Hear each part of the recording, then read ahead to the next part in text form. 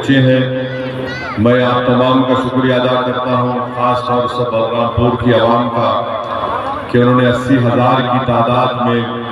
نکل کر اپنے ایک ووٹ کا استعمال جناب عادل حسن صاحب کے حق میں کیا ہے، اور میرا یہ اخلاقی فریضہ ہے کہ میں آپ تمام کا شکریہ ادا کروں۔ اور رسول اللہ صلی اللہ علیہ وسلم کی حدیث شریف ہے کہ رحمت للعالمین صلی اللہ علیہ وسلم نے فرمایا جو انسانوں کا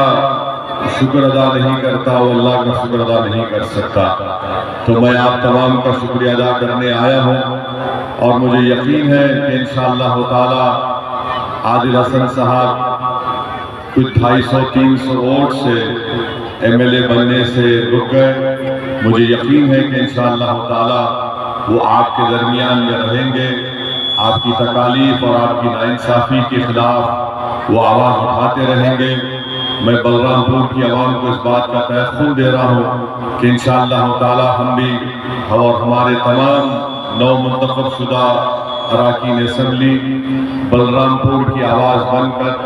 آپ کے وِدھان سبھا کی آپ کی تکالیف کو دور کرنے کی کوشش کریں گے۔ اور میں عادل حسن صاحب سے بھی کہنا چاہوں گا کہ وہ اپنے حوصلوں کو بلند رکھیں، اور یہ وقتیہ طور پر ان کے سیاسی سفر میں ایک چھوٹی سی